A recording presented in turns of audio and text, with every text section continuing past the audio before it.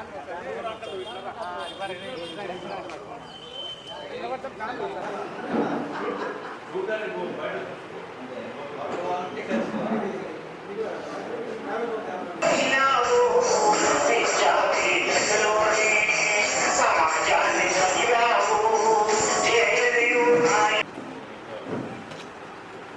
रहे कॉमरेड सीताराम येचूरी गारू, अमर रहे कॉमरेड सीताराम येचूरी गारू। जोहार सीताराम येचूरी गारू, जोहार कॉमरेड सीताराम येचूरी गारू, जोहार कॉमरेड सीताराम येचूरी गारू।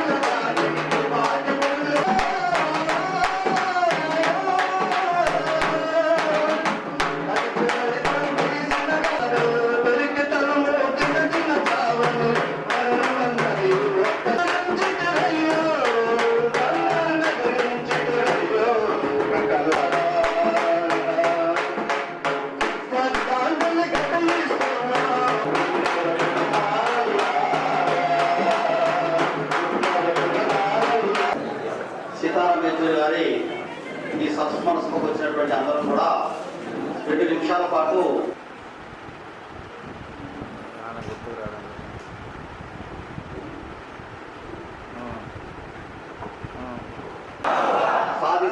సాధిస్తాం సీతారాం యేచూరి గారి ఆశయాలను సాధిస్తాం. కడప పట్టణంలో మా పార్టీ ప్రధాన కార్యదర్శి 12వ తేదీ తుది శ్వాస వదిలిన కామ్రేడ్ సీతారాం యేచూరి యొక్క సంతాప సభ సంస్మరణ సభ జరుగుతుంది. రాష్ట్రంలో అన్ని జిల్లా కేంద్రాలే కాకుండా అన్ని పట్టణాల్లో కూడా స్వచ్ఛందంగా ప్రజా సంఘాలు కావచ్చు, మిత్రులు కావచ్చు, ఆయన అభిమానులు కావచ్చు, ఈ రకంగా క్రికెట్ సంతాపం తెలియజేస్తున్నారు. ఇది ఒక భాగం అయితే కామ్రేడ్ సీతారాం యేచూరి ఇప్పుడు ఉండేటువంటి రాజకీయ పరిస్థితుల్లో ఈ దేశానికి ఎంతో అవసరం.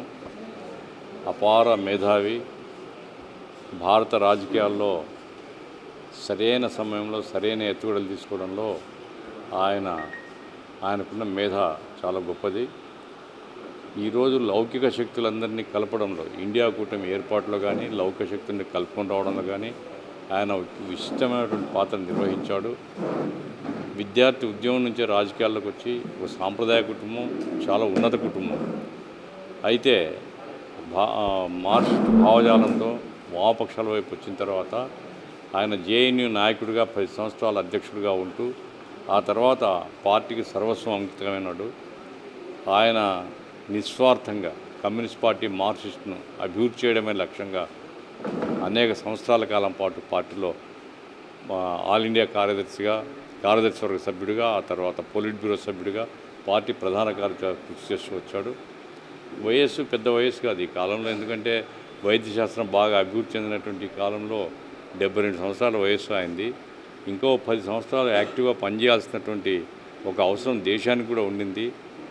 ఆయన ఉపన్యాసాలు చాలా గొప్పగా ఉంటాయి. ఆయన పార్లమెంట్లో మాట్లాడితే నరేంద్ర మోడీ కావచ్చు, మన్మోహన్ సింగ్ కావచ్చు, అందరూ కూడా శ్రద్ధగా ఆలకించేవారు.